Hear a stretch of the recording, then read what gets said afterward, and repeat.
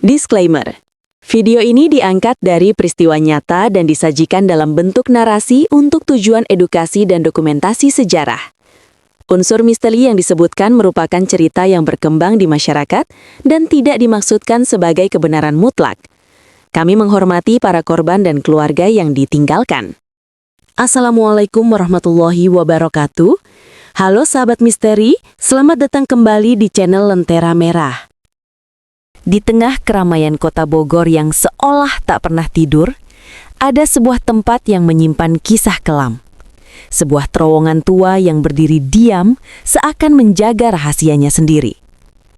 Terowongan Paledang.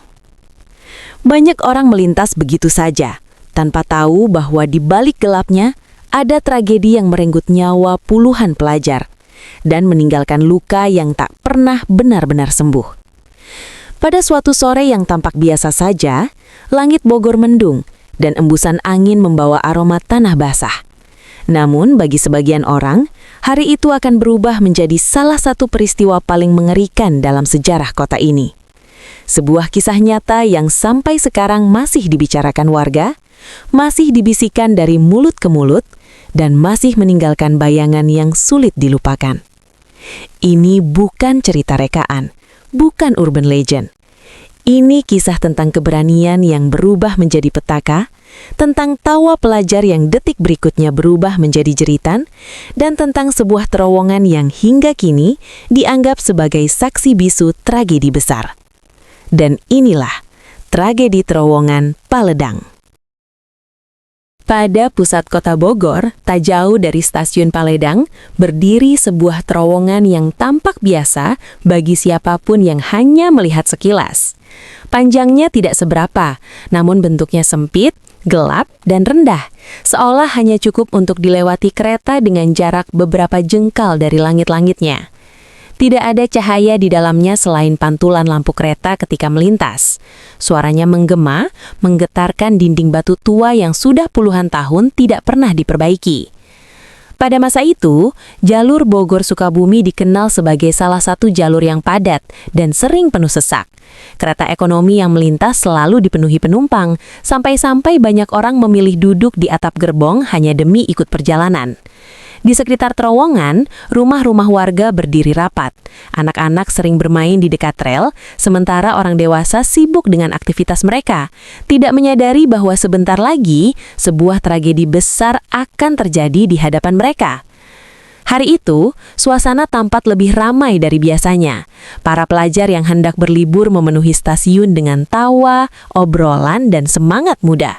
Tak ada satupun dari mereka yang membayangkan bahwa rel yang mereka injak, terowongan yang semakin dekat dengan jalur kereta, dan atap gerbong yang mereka anggap tempat asyik untuk duduk, akan menjadi lokasi runtuhnya harapan dan masa depan mereka. Terowongan Paledang, hari itu, bukan hanya sekedar bangunan tua. Ia sedang menunggu, menjadi saksi bisu dari peristiwa yang akan dikenang selamanya. Kereta jurusan Bogor-Sukabumi sore itu datang dengan suara gemuruh khas rel tua yang beradu. Penumpang berdesakan masuk, namun gerbong sudah penuh sejak keberangkatan awal. Para pelajar yang tak kebagian tempat duduk mulai saling pandang, lalu tanpa ragu memanjat ke atap gerbong, seperti kebiasaan yang dianggap seru dan sudah sering mereka lakukan. Di atas atap, angin sore menyambut mereka. Suara tawa, candaan, dan teriakan penuh semangat memenuhi udara. Beberapa dari mereka berdiri, melambaikan tangan kepada teman-teman di bawah. Yang lain duduk sambil memotret pemandangan dengan kamera kecil. Seakan perjalanan itu hanyalah petualangan menyenangkan yang akan mereka ceritakan ke rumah. Kereta mulai melaju. Pelan di awal, lalu semakin cepat. Di bawah, petugas sempat memperingatkan agar mereka turun. Namun suara mesin kereta menenggelamkan segalanya. Mereka tetap bertahan di atap, menikmati momen tanpa menyadari bahaya besar hanya beberapa ratus meter di depan. Semakin dekat ke pusat kota, semakin tampak mulut terowongan Paledang.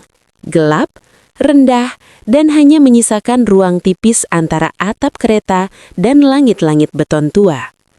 Para penumpang di dalam gerbong mulai panik melihat situasi itu. Beberapa berteriak agar para pelajar di atas segera turun. Namun dari atap, suara peringatan itu terdengar seperti angin berlalu. Saat jarak tinggal beberapa detik saja, sebagian pelajar baru menyadari terowongan itu. Tapi sudah terlambat. Kereta melesat masuk. Tak ada waktu untuk berlari. Tak ada ruang untuk bersembunyi. Teriakan pun pecah. Benturan keras menggema di dalam terowongan, memantul ke seluruh dinding, memecah suasana menjadi kekacauan yang tak terbayangkan. Dalam hitungan detik, tawa yang tadi terdengar riang berubah menjadi jeritan panik yang mengguncang seluruh stasiun. Begitu kereta memasuki terowongan Paledang, suasana berubah menjadi mimpi buruk yang tak bisa dihentikan. Benturan pertama terdengar seperti batu besar yang dijatuhkan dari ketinggian. Keras, memekakkan telinga, dan mengguncang seluruh gerbong. Para penumpang di dalam spontan menjerit. Sebagian langsung menunduk, sebagian lagi berdiri terpaku tanpa mampu berbuat apa-apa. Di atas atap, tubuh-tubuh yang sebelumnya duduk santai kini terpental, terhantam, atau terjepit oleh langit-langit terowongan yang begitu rendah. Cahaya redup di dalam terowongan membuat semuanya tampak lebih mengerikan. Bayangan-bayangan tubuh berjatuhan di sisi rel. Beberapa terseret ke samping, sementara lainnya tak lagi bergerak di atas atap. Suara hantaman kedua dan ketiga menyusul, lebih cepat dari jeda napas siapapun. Gemanya memantul di dinding beton. Kereta akhirnya keluar dari terowongan dengan kecepatan yang mulai menurun. Namun suasananya jauh dari normal. Teriakan histeris dari dalam gerbong menggema ke seluruh arah, membuat warga sekitar berlari mendekat tanpa berpikir panjang. Beberapa orang yang tinggal di dekat jalur rel sontak keluar rumah. Sebagian membawa senter, sebagian lagi hanya bermodalkan keberanian dan rasa penasaran yang bercampur cemas. Ketika kereta berhenti darurat tidak jauh dari mulut terowongan, warga yang datang lebih dulu terperangah melihat pemandangan di atas atap. Tubuh-tubuh pelajar tergeletak tak bergerak, sementara beberapa lainnya merintih meminta tolong. Suasana berubah mencekam dalam hitungan detik. Para warga dan penumpang mencoba menolong seadanya, mengangkat korban dari atap, menurunkan mereka satu persatu, mencari yang masih bernafas. Teriakan memanggil nama teman, suara orang menangis, dan langkah-langkah panik terdengar bersahutan. Beberapa warga yang melihat langsung kejadian itu mengaku tak akan pernah bisa melupakan wajah-wajah pucat para pelajar yang baru saja kehilangan masa depannya. Banyak yang kemudian berlari ke rumah sakit terdekat, melaporkan insiden ke polisi, atau mengatur arus orang yang terus berdatangan. Sementara itu, di balik semua keributan dan kepanikan itu, terowongan Paledang berdiri diam, gelap, dingin, dan seolah menyimpan gema kejadian beberapa menit sebelumnya. Banyak warga yang malam itu pulang dengan hati berat, karena mereka tahu peristiwa ini bukan sekedar kecelakaan. Ini adalah luka besar bagi kota Bogor. Sejak hari itu, setiap orang yang melintas dekat terowongan berkata hal yang sama, bahwa tempat itu tidak lagi terasa seperti sekedar bangunan tua, melainkan lokasi yang menyimpan jejak tragedi yang tak akan pernah benar-benar hilang.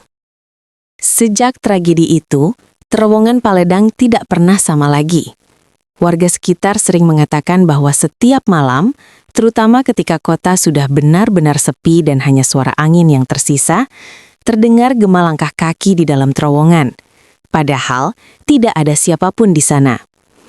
Beberapa pengemudi ojek yang biasa melintas malam hari mengaku melihat bayangan anak-anak berseragam sekolah berjalan di tepi rel, lalu menghilang begitu saja ketika didekati. Ada pula cerita tentang suara samar memanggil-manggil nama, seperti suara remaja yang saling bercanda, namun terasa jauh, berlapis gema, seolah datang dari dalam dinding terowongan itu sendiri. Warga yang pernah mendengar suara itu mengatakan bulu kuduk mereka langsung berdiri, bahkan sebelum mereka sadar apa yang sebenarnya terjadi di tempat itu 20 tahun lalu. Penumpang kereta yang melintas pada malam tertentu juga pernah melaporkan hal ganjil. Ketika kereta perlahan mendekati terowongan, beberapa dari mereka melihat siluet seseorang berdiri di pinggir rel, mengawasi dengan tatapan kosong. Namun saat kereta benar-benar masuk, sosok itu hilang, seolah menyatu dengan gelapnya terowongan. Meski begitu, bagi sebagian orang, kisah ini bukan tentang hantu atau misteri. Ini tentang puluhan pelajar yang hari itu kehilangan masa depan mereka. Tentang tawa yang berubah menjadi jeritan. Tentang perjalanan yang seharusnya membawa kebahagiaan, namun berubah menjadi luka panjang bagi keluarga dan kota. Terowongan Paledang kini hanya tinggal bangunan tua yang terus dilalui waktu. Namun setiap kali seseorang menyebut namanya, orang-orang Bogor akan terdiam sejenak. Karena mereka tahu, di dinding gelap itu masih tersimpan cerita yang tak pernah benar-benar padam. Dan sampai hari ini, bayangan tragedi itu masih hidup, seolah menunggu untuk diceritakan kembali, agar tak seorang pun lupa bahwa di balik gelapnya sebuah terowongan, pernah ada 20 pelajar yang kehilangan segalanya hanya dalam hitungan detik. Dengan begitu, kisah ini tetap menjadi peringatan dan juga legenda kelam yang akan selalu menghantui kota Bogor. Terowongan Paledang hari ini mungkin terlihat sunyi. Hanya rel tua dan dinding beton yang bisu. Namun bagi mereka yang tahu ceritanya, tempat ini bukan sekadar jalur kereta, melainkan saksi dari tragedi yang merenggut puluhan mimpi muda dalam hitungan detik. Kisah ini bukan untuk menakut-nakuti, bukan pula sekadar cerita misteri. Ini adalah pengingat bahwa satu keputusan kecil, satu kelalaian, bisa berujung pada kehilangan yang tak tergantikan. Dan selama rel itu masih ada, selama terowongan itu masih berdiri, nama-nama yang gugur di sana akan terus hidup, dalam ingatan, dalam cerita, dan dalam peringatan, agar tragedi serupa tak pernah terulang lagi.